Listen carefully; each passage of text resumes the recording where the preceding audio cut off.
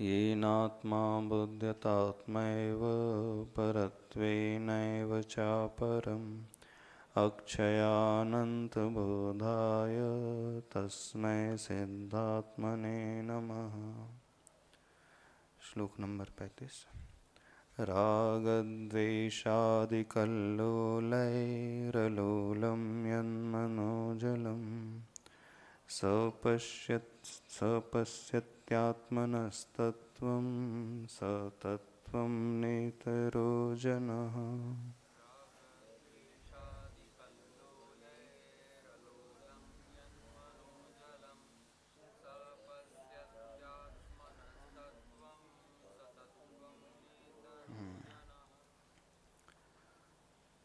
आत्मा की स्वरूप की उपलब्धि किसे नहीं होती है, यहाँ पर बताया जा रहा है। राग द्वेष आदि कल्लोल, कल्लोल का अर्थ है तरंगे, जिसके मन में राग द्वेष रूपी तरंगे उत्पन्न होते रहती हैं, वह व्यक्ति हमेशा खेद खिन्न को प्राप्त होता है। और जिसके मन में राग द्वेष आदि कल्लोल अथवा तरंगे नहीं उठती हैं, राग द्वेष आदि कल्लोल है अलोलम, अर्थात जिसका मन दोलायमान नहीं होता है, यत मनोजलम, जिसका मन रूप जल जो है वह चंचल नहीं होता है। जिस मन रूपी जल में अथवा मन रूपी सरोवर में किसी प्रकार की लहरें तरंगे नहीं उठती हैं, स पश्यति, वह जीव पश्यति यानी देखता है, आत्मनः तत्वम, आत्मा के उस तत्व को, स तत्वम न इतरो जनः, उस तत्व को इतर जन अथवा दूसरा मनुष्य नहीं देख सकता है। कौन देख सकता है? जो राग द्वेष से प्रभावित नहीं होता है, वह ही अपने आत्म तत्व को देख सकता है। और जो राग द्वेष से दोलायित होता है, प्रभावित होता है, जिसके मन रूपी जल में वो तरंगे पैदा होते रहती हैं, वह उसे नहीं देखता है। सरोवर होता है, एकदम शांत सरोवर है, जिसका जल एकदम स्वच्छ निर्मल है। ऐसे शांत सरोवर में तलहटी में क्या है वह भी दिखलाई दे जाता है।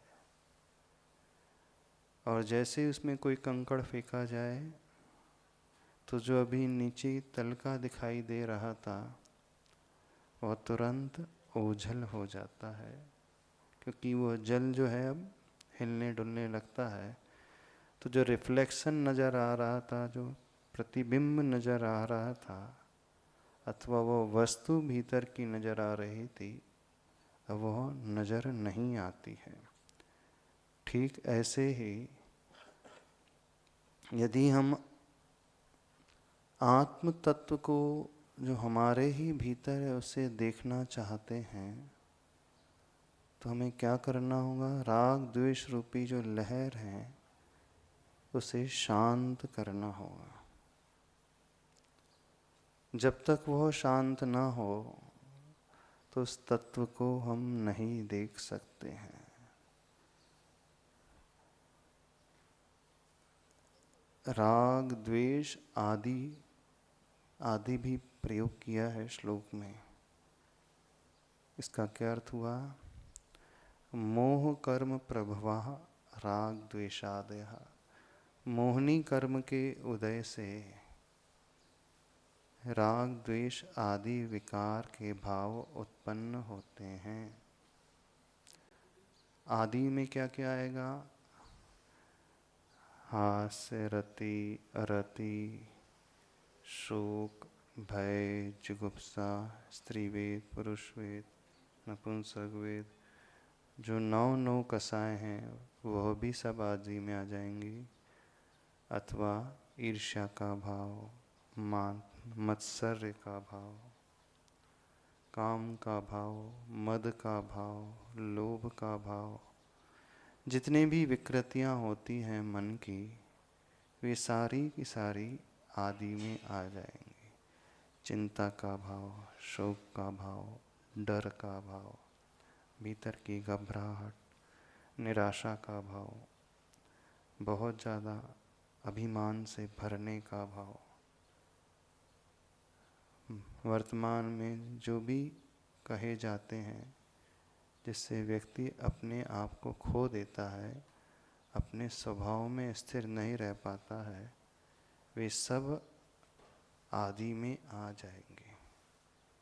छोटी छोटी बातों को लेकर के जो विकल्प उत्पन्न होते हैं, टेंशन का भाव है, डिप्रेशन का भाव है, चिंता, सब आदि में आ जाएंगे। आदि का बहुत बड़ा परिवार है। मूल रूप से उसकी जड़ जो है राग और द्वेष। तो राग रूप में माया और लोभ कषाय आती है, और द्वेष में क्रोध और मान कषाय गर्भित होते हैं। जो 9 कषाय हैं उसमें से 5 कषाय जो हैं राग रूप हैं, और 4 कषाय हैं द्वेष रूप है।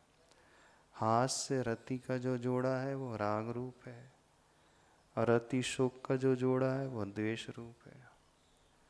भय और जुगुप्सा दोनों द्वेष रूप मानी जाती है। हमें डर लग रहा है, अथवा जुगुप्सा का अर्थ होता है ग्लानि का भाव, ईर्ष्या का भाव, निंदा करने का भाव। वो निंदा का भाव भी इसी में आ जाएगा, क्योंकि व्यक्ति बुराई ही तब करता है जब किसी से जलन होती है उसे। तो ईर्ष्या ना हो तो आप उसकी बुराई कभी नहीं कर पाओगे। दुनिया को कमियां ही तभी दिखती हैं जब वह दूसरों से ईर्ष्या करता है अथवा स्वयं को बड़ा मानता है। जब उसका अहंकार अधिक हो जाता है, अथवा कोई व्यक्ति हमसे अधिक आगे बढ़ रहा है और उसे हम सहन नहीं कर पा रहे हैं, तो क्या होता है, फिर हम उसकी कमियां खोजने लगेंगे। तो ये सब ईर्ष्या के कारण ही होता है। तो जितनी भी छिद्रान्वेषी दृष्टि होती है, कमियों को खोजने वाली दृष्टि होती है, ये सब द्वेष रूप मानी जाती हैं, ईर्ष्या। और जितनी भी एंजाइटी है, चिंता है, वह सब भय से, तनाव है और सब भय से, सब द्वेषात्मक है। वर्तमान में कहता है टेंशन है, स्ट्रेस लेवल बढ़ रहा है, अवसाद की ओर व्यक्ति जा रहा है, डिप्रेशन की ओर जा रहा है। क्यों इस ओर चला जा रहा है? अंदर से उसे भय है। किस बात का भय है? वो भय भी पैदा होता है लोभ के कारण। अब देखना विचित्रता, देखना, जो डर पैदा होता है, कौन सा डर होता है? अपने इष्ट वस्तु को खोने का डर। जो हमें प्राप्त है वो हमसे दूर ना हो जाए, वो छूट ना हो जाए, तो व्यक्ति भयभीत होता है, डरता है। तो उसका मूल कारण राग रहेगा। हमारे ऊपर कोई उपसर्ग न कर दे, तो शरीर से राग है तो उपसर्ग से डर लगेगा। हमारा स्वास्थ्य हमेशा बढ़िया बना रहना चाहिए, किसी प्रकार की परेशानी पैदा नहीं होना चाहिए, रोग नहीं होना चाहिए, ये चिंता भी लगी है। तो चिंता का भाव भी पैदा होता है उसी राग से। उसका रूट कॉज जो है, कारण होता है राग, फिर उसका इफेक्ट जो होता है वो द्वेषात्मक है ना। कार्य जो होगा, डरेगा व्यक्ति, डर भय नो कषाय द्वेषात्मक मानी जाती है। हास्य और रति कषाय रागात्मक मानी जाती है। तो जितनी भी द्वेष कषाय हैं वो होती राग से ही प्रारंभ। दुनिया में आप जिससे भी द्वेष कर रहे हैं वो हमें पसंद नहीं आ रहा है, वो अच्छी कषाय नहीं है, द्वेषात्मक है। फिर भी क्यों? उसका मूल कारण क्या हुआ? किसी से राग है तो द्वेष में वो इफेक्ट के रूप में आ रहा है नजर। थोड़ा सा अजीब से लगेगा पर है यही रहस्य। तो जो आगम में नौ कषायों का वर्णन आया है उसमें हास्य कषाय, हास्य नो कषाय और रति कषाय रागात्मक, अरति और शोक, भय और जुगुप्सा, ये चार नो कषाय जो है द्वेषात्मक। अप्रिय लग रहा है, अरतिकर, अरुचिकर, अच्छा नहीं लग रहा है, शोक हो रहा है, शोक का भाव हो रहा है। शोक यानी दुख, शोक, ताप, आक्रंदन, ये सब जो असाता वेदनी कर्म के आश्रव के हेतु बताएं। कोई व्यक्ति एकदम शोक में डूब गया है, शोक में कब डूबता है वो?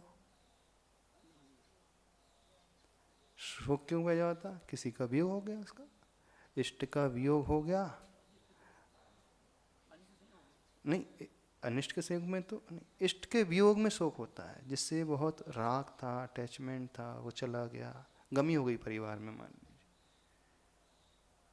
अथवा उससे कोई भयंकर बीमारी हो गई, लाइलाज बीमारी है जिसका कोई इलाज ही नहीं है। अब उसे अंदर ही अंदर दुख उत्पन्न हो रहा है, चिंता कर रहा है, शोक कर रहा है, क्या होगा, कहीं चल ही ना जाए, कुछ ऐसा ना हो जाए, कुछ ऐसा ना घट जाए। तो जो शोक का भाव भी पैदा हुआ राग के कारण ही तो हुआ। यदि राग नहीं होता, जिससे अड़ोस पड़ोस में गमी हो जाती है, तो आपको शोक होता है? किसी का मरण हो जाता कोई फर्क नहीं पड़ता। फर्क तब पड़ता है जब वो आपका आत्मीय होता है, परिवार का सदस्य होता है, कोई मित्र होता है, अथवा जिससे राग होता है, अटैचमेंट होता है। तो जहां राग रहेगा वहीं शोक की उत्पत्ति होगी वियोग होने पर। और अनिष्ट था जो अच्छा नहीं था, उसका संयोग होने पर फिर अरति का भाव पैदा हो रहा। तो जितने भी द्वेषात्मक परिणति हो रही हैं, फिर अरति भी क्यों हो रही है? जैसे मान ली गर्मी लग रही है, बहुत टीन शेड है, कितना पसीना आ रहा है, गर्म सा लग रहा है, अच्छा नहीं लग रहा ना यहाँ बैठ करके। कुछ लोगों को अच्छा नहीं लग सकता है। देखो अक्टूबर में कितनी गर्मी पड़ रही है, ऐसी गर्मी तो गर्मी में भी नहीं पड़ती, कुछ लोग कह सकते हैं। तो ये हुआ अच्छा नहीं लगना, ही क्या कहला गए? अरति है द्वेषात्मक। लेकिन क्यों पैदा हुई ये भावना? अभी तक मौसम बहुत अच्छा था, बारिश हो रही थी, फर्स्ट क्लास था, तो हमारा इष्ट जो मौसम था वो चला गया, अनिष्ट का संयोग हो गया, तो वो इष्ट के वियोग में अनिष्ट का संयोग हुआ, तो जिससे हमें बहुत राग हो गया था इस क्षेत्र से, मौसम से, अब वो चला गया, तो वही राग का कारण अरति के रूप में रिफ्लेक्ट होकर के आ गया। समझ में आ रहा? नहीं समझ में आ रहा?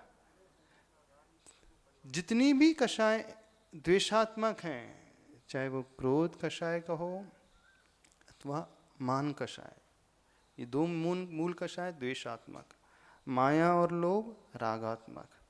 तो क्रोध और अभिमान का कारण क्या होता है? गुस्सा कब आता है आपको? गुस्सा क्रोध कब आता है बताओ? जो हम चाहते हैं उसके अनुरूप नहीं होता है, सामने वाला वैसा व्यवहार नहीं करता है, जो हम सोच रहे थे उसने वैसा कार्य नहीं किया, कार्य बिगाड़ दिया, तो क्रोध आ गया। तो रूट कॉज क्या बना? हमारी चाह अच्छे कार्य की। तो क्रोध का परिणाम जो उत्पन्न हुआ वो इफेक्ट है, कार्य है। कारण क्या हुआ? चाह, राग। अभिमान भी कब पैदा होता है? जो आप चाह रहे थे वो जुटा लेते हैं, पैसा खूब जुड़ गया, अब अभिमान हो गया। गाड़ी बहुत अच्छी मिल गई, अभिमान हो गया। जॉब अच्छा मिल गया, अभिमान हो गया। परिवार अच्छा मिल गया, मेरा परिवार इतना अच्छा है। घर अच्छा मिल गया, मेरा शरीर इतना सुंदर है, अच्छा मिल गया।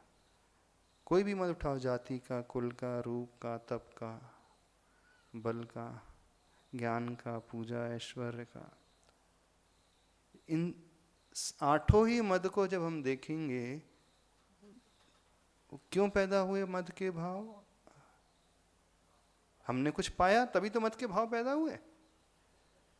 तो जो अंदर इच्छा थी उसकी पूर्ति होने के फलस्वरूप अभिमान का भाव पैदा हुआ।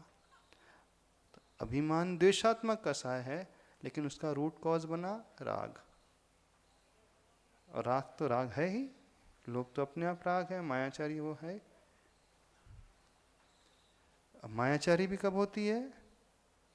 कब करते हो मायाचारी? संसारी व्यक्ति मायाचारी कब करता है? व्यापार में कब करता? अधिक कमाने के लिए, अधिक इनकम हो जाए इस कारण डुप्लीकेट करेगा, डुप्लीकेसी करेगा, मिलावट करेगा, झूठ बोलेगा, छलेगा, दूसरों को बेवकूफ बनाएगा, अपने लोभ की पूर्ति के लिए मायाचारी कर रहा। सारी कसाएं अथवा सारी नो कसाएं, चाहे वो हास्य कसाय हो, चाहे वो रति हो, चाहे वो अरति हो, चाहे वो शोक हो, और यहाँ तक कि जो भय का भाव है, डर का भाव कब पैदा होता है? जो हमने पाया है वो छूट ना जाए। जहाँ मूर्छा होती है, परिग्रह मूर्छा के भाव से जुड़ा है, जोड़ लिया परिग्रह मूर्छा के भाव से। अब जितना अधिक परिग्रह होता है उतना ही अधिक छूटने का भय होता है। तो भय भी क्यों पैदा हुआ? मूर्छा के कारण। शोक भी, अरति भी क्यों हुई? जो हम चाह रहे थे वैसा मौसम नहीं मिला। और घृणा, जुगुप्सा, ग्लानि, उसमें भी कारण वही आएगा। और 3 वेद है, पुरुष वेद, स्त्री वेद, नपुंसक वेद, वे तो लोभात्मक, रागात्मक है ही। तो जो 25 कसायों का बंटवारा है, 16 क्रोध, मान, माया, लोभ रूप और 9 कसाय रूप, उसमें 13 कषाय जो रागात्मक होती हैं और 12 कषाय द्वेषात्मक होती हैं। तो जो द्वेषात्मक भी हो रही है उसकी जड़ जो है राग से ही शुरू होती है, कहने का अभिप्राय यह है। अब जो व्यक्ति, जो साधक राग द्वेष आदि तरंगों से लोलायित रहता है, डोलते रहता है, जिसका मन रूपी जल जो है हमेशा हिलोरे लेता रहता है, अथवा उस सरोवर में हमेशा तरंगे उठती रहती हैं। अंतरंग सरोवर का तब दिखता है जब वह तरंग रहित होता है। आचार्य भगवान ने कुछ ऐसा ही लिखा है मूकमाटी आदि ग्रंथों में।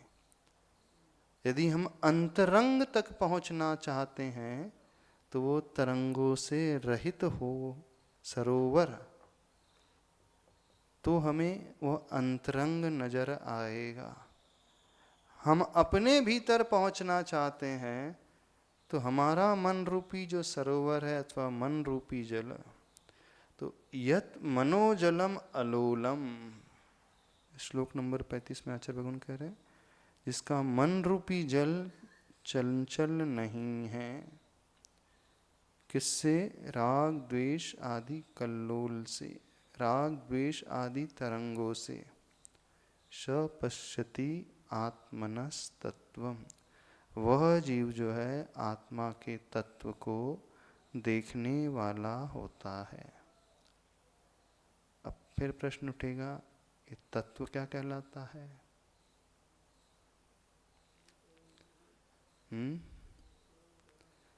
तस्य भावम तत्वम। अब हम सत्वार सूत्र पढ़ेंगे तो उसमें भी तत्वों की चर्चा आती है। वहाँ 7 तत्वों का वर्णन आएगा। जीव, अजीव, आश्रव, बंध, संवर, निजरा, यही आएगा ना, और मोक्ष। तो ये 7 तत्व वहाँ पर गिनाए हैं। अब यहाँ पर भी तत्व की चर्चा आ रही है, तो यहाँ कौन सा तत्व लेना? आत्मनः तत्वम, स्वयं का तत्व। जो सिद्धांत ग्रंथों में तत्वों की बात आती है वहाँ 7 तत्वों का वर्णन आता है, पर उन 7 तत्वों में भी मूल तत्व कौन से हैं? जीव और अजीव तत्व। आश्रव, बंध, ये सब जीव अजीव के मेल से उत्पन्न हुए। संवर, निर्जरा और मोक्ष, ये सब जीव के पुरुषार्थ अधीन हैं। कर्मों की निर्जरा हो जाना, कर्मों का संवर हो जाना, ये सब पुरुषार्थ अधीन है। तो मूल तत्व क्या बचा अब? जीव तत्व। अजीव तो जड़ तत्व होता है, उसमें चेतना नहीं होती है। जीव तत्व में ही चेतना होती है। तो मूल तत्व होता है जीव तत्व। जब हम जीव कहते हैं तो जीव कहते ही सारी दुनिया में जितने भी जीव वो नजर आने लगते हैं। अनंतानंत जीव राशि संसार में भरी हुई है, 3 लोक में ठसाठस भरी हुई है। तो वहाँ कहा जाएगा जीव के ऊपर श्रद्धा करो, पर जब जीव कहा जाएगा तो सारे जीव।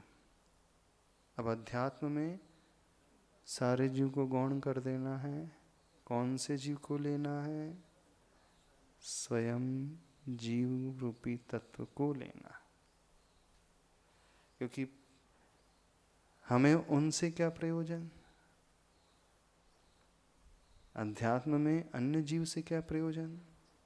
पुरुषार्थ हमें करना है, गुणों की प्राप्ति हमें होने वाली है, साधना स्वयं को करना है। तो आत्मनः तत्वम अर्थात स्वयं आत्मा के वह तत्व को, आत्म तत्व स्वरूप को, वह तत्व है। अब तत्व शब्द अपने आप में भाववाचक है। तत्व शब्द की जो व्युत्पत्ति हुई है, तस्य भावम तत्वम, जहाँ त्व प्रत्यय लग गया तो वो भाव की ओर इंगित करता है। मनुष्य, मनुष्यत्व, स्वर्ण, स्वर्णत्व। स्वर्ण अलग है और स्वर्णत्व अलग होता है कि नहीं होता? मनुष्य अलग और मनुष्यत्व अलग होता है कि नहीं? उसे इंग्लिश में कहेंगे पर्सन और पर्सनैलिटी। तो पर्सनैलिटी क्या हो गई? उसका व्यक्तित्व। व्यक्ति अलग है और व्यक्तित्व अलग होता है। तो व्यक्तित्व कहते ही उसमें त्व प्रत्यय लग गया। तो व्यक्तित्व कहाँ हमें लेके जा रहा है? उस पर्सन की पर्सनैलिटी की ओर लेकर के जा रहा है, उस व्यक्ति के व्यक्तित्व की ओर। तो व्यक्तित्व कहलाएगा उसके गुण। ऐसी होता है ना, पर्सनैलिटी डेवलपमेंट क्लासेस होती हैं, क्या होता है उसमें? उस अपने गुणों को विकास करना, गुणों को उद्घाटित करना, अपने व्यक्तित्व को निखारना। तो त्व प्रत्यय गुणवाचक होता है। जहाँ त्व लिखा तो हमें व्यक्ति को अब गौण कर देना है, व्यक्तित्व को मुख्य करना है। हमें प्रयोजन व्यक्ति से नहीं है, हमें प्रयोजन व्यक्तित्व से है। हमें प्रयोजन प्रभु से नहीं है, प्रयोजन प्रभु के गुणों से है। त्व प्रत्यय कहो अथवा ता लगा दो। मानव और मानवता, प्रभु और प्रभुता,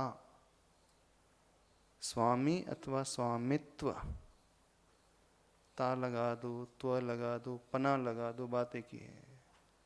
स्वामी पना, मनुष्य पना, मनुष्यत्व, मनुष्यता, सब एक अर्थवाची हैं। जब भी तत्व कहा जाएगा तो अब हमें व्यक्ति को गौण करना है, जीव को गौण करना है,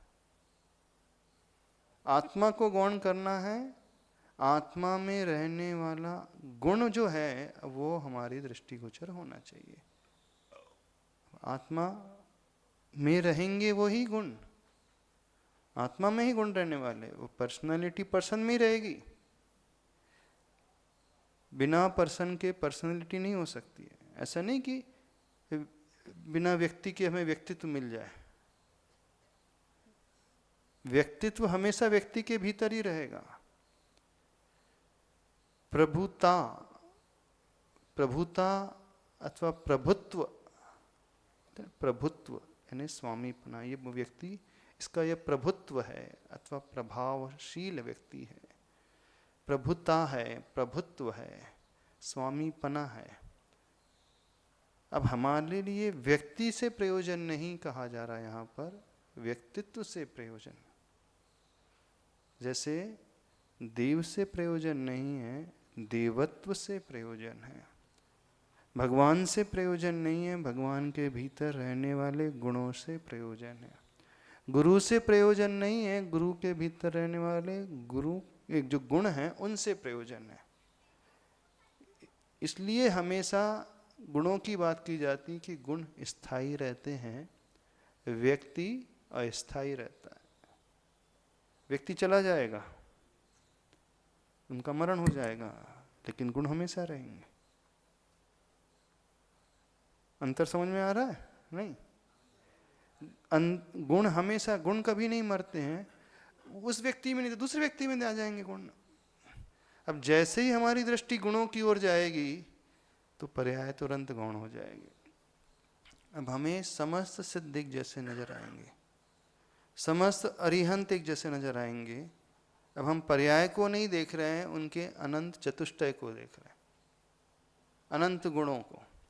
तो अनंत चतुष्टय, अनंत गुण जो हैं वो सभी अरिहंत के एक जैसे होते हैं, उनमें कोई परिवर्तन नहीं, कोई अंतर नहीं होता है। सब, चाहे वो तीर्थंकर अरिहंत हो, चाहे सामान्य केवली वाले अरिहंत हो, मुख केवली वाले हों, उपसर्ग केवली वाले हों, कोई भी केवली क्यों ना हो, उनके जो चतुष्टय अनंत ज्ञान दर्शन सुख और वीर एक जैसे ही होते हैं। और हमने गुणों को छोड़ करके दृष्टि उस ओर ला ली, उस व्यक्ति की ओर, तो वहां विकल्प शुरू हो जाएंगे।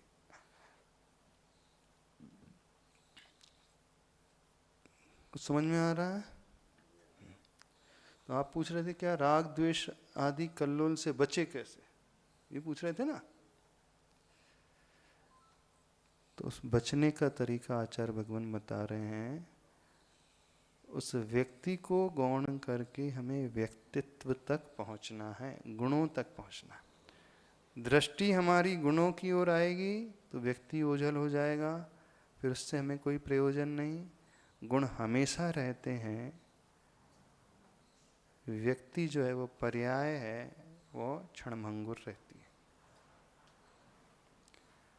70 साल के लिए रहेगा वो पर्सन, 80 साल तक, 90 वर्ष, 95, 100 वर्ष तक रहेगा। वो आचार्य भगवान नहीं है, लेकिन आचार्य भगवान के गुण आज भी मौजूद है। हमें आचार्य भगवान नहीं दिख रहे अब, लेकिन उन जैसे गुण हमें भी नजर आ रहे हैं। तो गुण हमेशा रहते हैं, चिरस्थायी रहते हैं। पर्याय जो है हमेशा बदलती है। तो राग और द्वेष रूप तरंगों को अपने भीतर पैदा न होने देना, उसके लिए क्या पुरुषार्थ? तो उसके लिए पुरुषार्थ व्यक्ति यानी वह साधक उस पर्टिकुलर जीव को गौण कर दे और उस जीव के भीतर रहने वाले जीवत्व की ओर दृष्टि ला ले। वही जीवत्व उसका तत्व है। जीव है तो उसमें तो प्रत्यय लग गया तो जीवत्व बन गया। तत् नपुंसक लिंग में तो वो तत्व कहलाने लगा। द्रव्य कहेंगे तो वो द्रव्यत्व हो जाएगा। व्यक्ति कहेंगे तो वो व्यक्तित्व हो जाएगा। तो राग द्वेष आदि तरंगों से जिनका मन रूपी जल अथवा मन रूपी सरोवर का जल लोलायित नहीं होता है, दोलायित नहीं होता है, तरंगायित नहीं होता है, स पश्यति आत्मनः तत्वम्, वही जीव आत्मा के उस तत्व को देखने वाला होता है। देखने का अर्थ क्या हुआ? उसका अनुभव करने वाला वो होता है। सतत्वम नेतरोजना। अब इसके दो अर्थ हैं। वह तत्व अन्य जनों के भीतर नहीं होता है, अथवा स एव तत्वम न इतर जना। वही एक तत्व है, दूसरा कोई मनुष्य तत्व नहीं होता। समझ में आ रहा है? चौथे चरण का क्या अर्थ निकल रहा है? स तत्वम न इतरो जनः। नेत्रो लिखा है, इसकी संधि विच्छेद करेंगे तो क्या निकलेगा? न धन इतर। इतर यानी अन्य, न यानी नहीं। तो वही तत्व है। क्या तत्व है? जो अपने आप को राग द्वेष रूपी कल्लोल से रहित देखता है, वही आत्मा का तत्व है। स्वयं को देखना ही आत्म तत्व है, अन्य नहीं। अथवा जो ऐसा देखता है वही मनुष्य तत्व स्वरूप है, अन्य मनुष्य तत्व स्वरूप नहीं है। कुछ समझ में आ रहा? नहीं? तो करना क्या है? करना इतना ही है, राग द्वेष नहीं करना बस।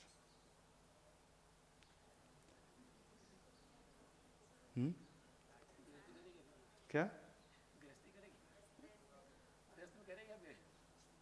गृहस्थ?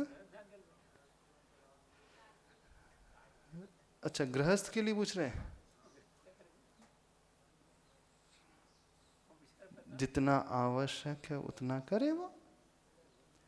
दुनियादारी का राग द्वेष करके क्या मतलब आपको?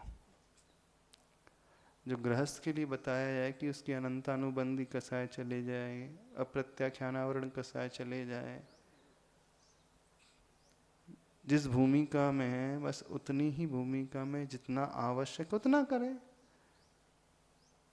पूर्ण यदि गृहस्थ त्याग नहीं कर पाता है तो अनावश्यक का तो त्याग कर सकता है कि नहीं कर सकता?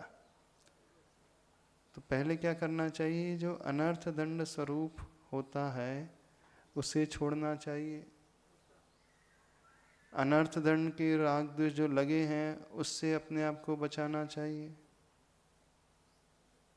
उससे तो बचा सकते कि नहीं बचा सकते? उसी में भी नहीं बचाता व्यक्ति। दुनियादारी के बारे में चिंतन करते रहता है, उसी के बारे में बोलते रहता है। आपको कुछ लेना देना है नहीं उससे। जैसे वो तंदुल मत्स्य रहता है वैसे हो जाता है संसारी जी। कोई प्रयोजन नहीं है, फिर भी बोले जा रहा है, फिर भी सोचे जा रहा है, फिर भी किए जा रहा है। तो गृहस्थ की भूमिका में अनर्थ दंड को पहले छोड़ना, यही उसका तत्व हो जाएगा बहुत बड़ा। गृहस्थ ठीक है 100% नहीं कर पाएगा राग द्वेष को त्याग, लेकिन अनावश्यक राग द्वेष को तो त्याग कर सकता है, नहीं कर सकता? तो अनावश्यक भी छूट गया तो बहुत बच गया। 90% पापों का अर्जन जो है ये संसारी जीव अनर्थ दंड से करता है। ऐसी सोच से करता है, ऐसे शब्दों से करता है और ऐसे कार्यों से करता है। दिन भर में जो सोचते हो क्या अर्थ वाला ही सोचते हो, प्रयोजनभूत ही सोचते हैं? दिन भर भी आपका जो चिंतन चलता रहता है, प्लानिंग चलती रहती है, जो आपके परिवार के लिए उपयोग इतनी चलती है, उससे कई गुना आगे चलती है। हिंसा में, झूठ में, चोरी में, कुशील में, परिग्रह में 5 पापों हैं, 7 व्यसन हैं, 4 संज्ञाएं हैं, उसी में चलती है। तो गृहस्थ का राग द्वेष त्यागना कैसा हुआ? परिग्रह का प्रमाण कर लेना, प्रतिमा को ग्रहण कर लेना, अपने दायरे से जो बाहर है उससे ऊपर उठ जाना, उससे कोई प्रयोजन नहीं रखना, उससे कुछ लेना देना नहीं। बाहर क्या चल रहा है, अन्य लोग क्या कर रहे हैं, वो ज़्यादा कमा रहा है नहीं कमा रहा है, उससे हमें क्या, उसकी दुकान बहुत चल रही है, उससे क्या प्रयोजन सिद्ध हो रहा है। अपना लोटा छानो ये कहा जाता है। नहीं, व्रत का पालन तभी होता है जब अपना लोटा छानेगा, पूरे कुएं को नहीं छान सकता वो, नहीं ना ही वो पूरे सरोवर नदी को छान सकता, नदी के जल को छान सकता है। सिर्फ जितना उसके योग्य है पीने के लिए, प्रयोग के लिए, उसे ही छानने वाला होगा। बाकी दुनिया के बारे में कहाँ कहाँ तक करता रहेगा, संभव ही नहीं है वो। प्रयोजन भूत करे तो उसके 90% पाप वैसे ही छूट जाएंगे। पापों का आश्रम 90% से अधिक भी है, अब निष्प्रयोजन में होता है, इससे कुछ सरोकार नहीं होता। लेकिन यहाँ जो बात चल रही है, चूँकि आध्यात्मिक ग्रंथ है, मुख्यतः साधु को लक्ष्य में रख करके चल रही है, तो वे मुनि महाराज अथवा जो त्यागी व्रती हैं, त्यागी व्रती होने के पश्चात भी राग द्वेष की कल्पना में उलझे हुए हैं, उसी में यदि डूबे हुए हैं, तो वह अपने आत्म तत्व को कभी नहीं देख पाएंगे। अब आत्म तत्व को देखने का अर्थ क्या हुआ? आत्मा का जैसा स्वरूप है उस तत्व को देखना, आत्मा को उस रूप से जानना, आत्मा को उस रूप से अनुभव में लाना, महसूस करना। आत्मा का जो स्वरूप ज्ञान दर्शन में है, तो अपने आप को ज्ञान और दर्शन में स्थिर रखना। सपश्यति आत्मनः तत्वम, वो आत्म तत्व को देखने वाला है। तत्तत्वम अथवा सतत्वम न इतरो जनः, वह तत्व अन्य जन नहीं देख सकता है, अथवा वही तत्व है, अन्य जन जो है तत्व नहीं होते हैं। महाराज ने पूज्य प्रणम सागर महाराज जी ने टीका में बहुत अच्छी व्याख्या की है। मनोजल को 3 प्रकार से खोला है। आत्मा का मन ही जल स्वरूप है, तो जैसे जल में तरंगे आ जाती हैं, तो वह अंतरंग छिप जाता है, ढक जाता है, ओझल हो जाता है, दिखलाई नहीं देता। एक तो जल का सामान्य जल रूप में अर्थ हुआ। दूसरा अर्थ है जड़, क्योंकि संस्कृत व्याकरण के अनुसार डलयोर अभेदात, अर्थात ड और ल में कोई अंतर नहीं होता है संस्कृत व्याकरण में। तो मन क्या बन जाएगा? यत मनो जड़म, मन को क्या कहें? जड़। जड़ क्या उनको कहलाता है? बोलते हैं ये जड़ बुद्धि है। जड़ बुद्धि का अर्थ क्या हुआ? ठस, ठस बोलते हैं, ठस बुद्धि, मूर्ख, ऐसे लोग व्यवहार में यहाँ क्या बोलते हैं? ठस बुद्धि, यानी कितना भी समझा कुछ पल्ले पड़ता ही नहीं। मंद बुद्धि, मूर्ख बुद्धि, जड़ बुद्धि, कितना भी समझाओ उसको कोई अंतर ही नहीं पड़े।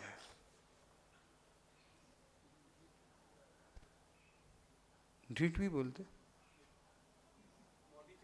मोटी चमड़ी। हाँ, तो जड़ जो होता है निर्जीव होता है। जड़ जो होता है वो चेतना से रहित होता है। जड़ जो होता है पुद्गल होता है। तो पुद्गल जैसा हो जाता है, वो कुछ भी नहीं समझता। वो कैसा है, भैंस के आगे बीन बजाना। भैंस के आगे कितनी बीन बजाओ उससे फर्क पड़ता है? कितना भी हॉर्न दो, हटती है रास्ते से? नहीं हटती। तो कुछ लोग ऐसे ही होते हैं ना, कितना भी समझाओ वो अपनी धारणा नहीं बदलते। जो करते आ रहे वही करते रहते हैं। हाँ, लकीर के फकीर। जो समझता नहीं है, अर्थ व्यर्थ अनर्थ आदि जो ना जानता नहीं है, वो जड़ बुद्धि वाला माना जाता है।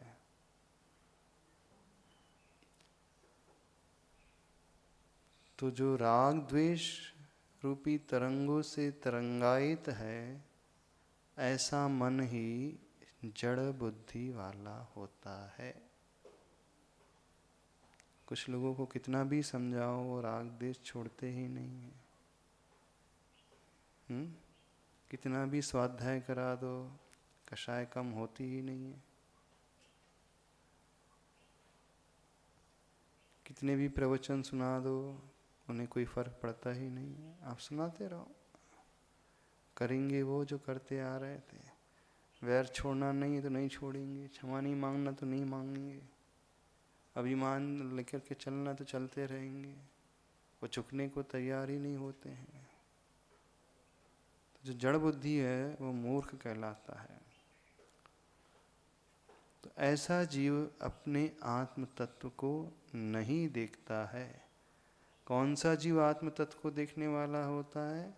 जो मन के जड़पने को छोड़ देता है, वही जीव आत्म तत्व को देखने वाला होता है। वक्र बुद्धि जिसे कहते हैं ना, कुटिल बुद्धि, सही में भी वो गलत का ही अर्थ निकाल लेते हैं।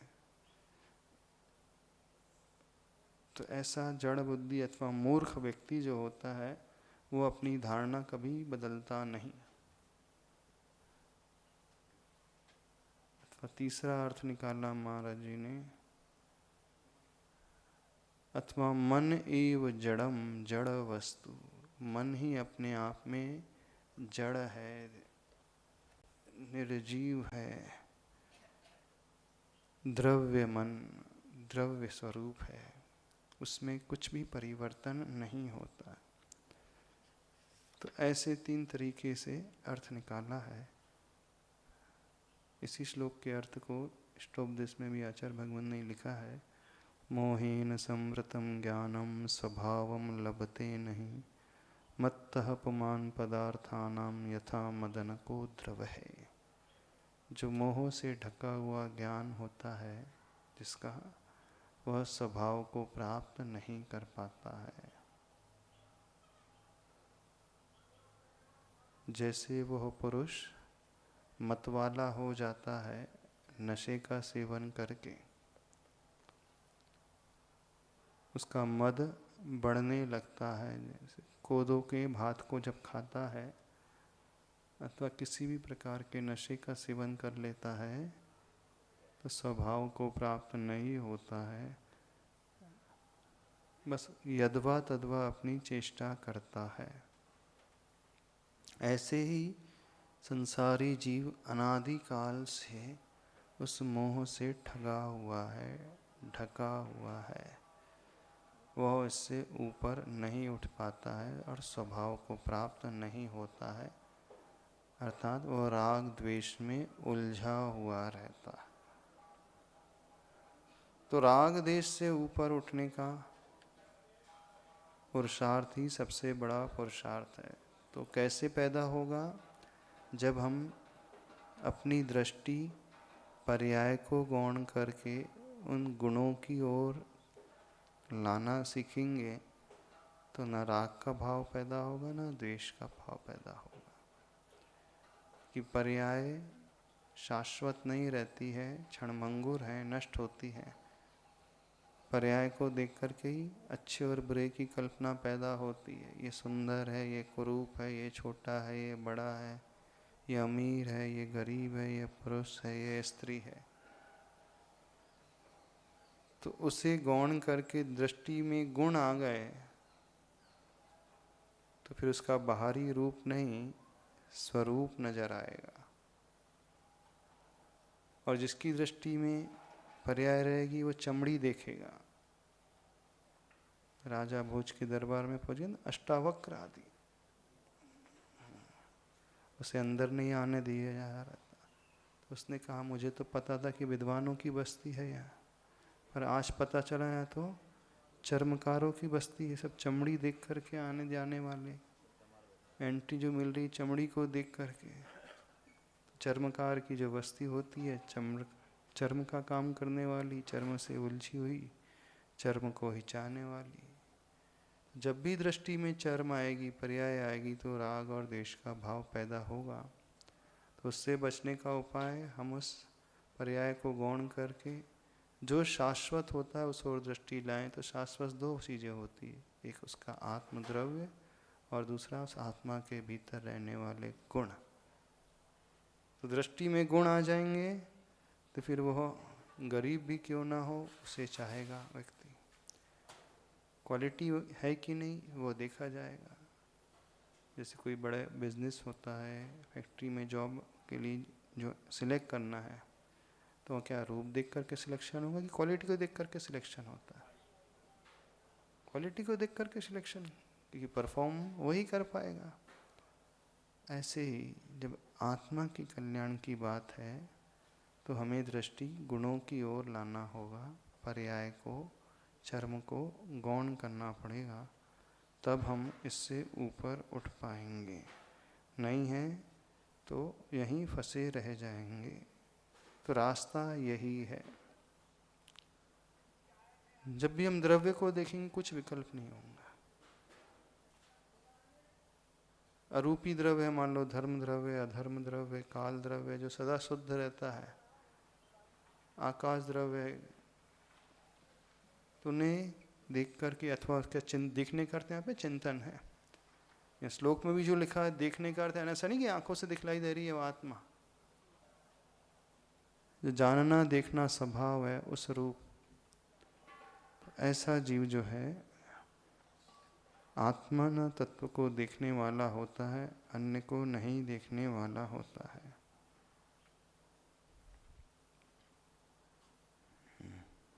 तो ये कौन कर पाएगा? ये वो मुनि महाराज जब समस्त पर्याय आदि के विकल्पों से ऊपर उठ करके ध्यान की अवस्था में प्रवेश कर जाते।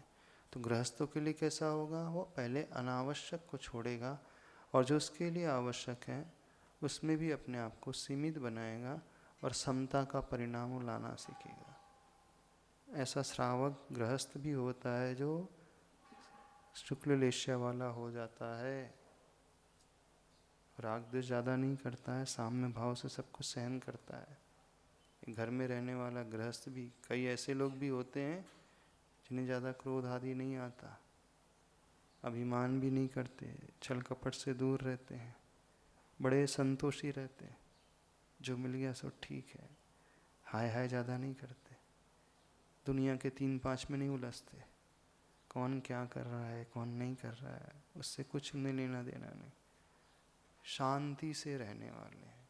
होते कि नहीं ऐसे गृहस्थ? कई मिल जाएंगे आपको समाज में रहने वाले।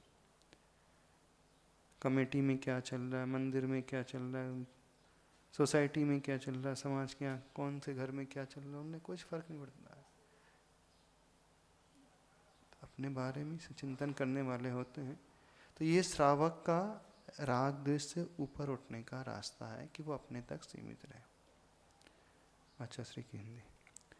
योगींद्र का मन सरोवर है निहाल, ना है जहाँ कलश राग तरंग जाल।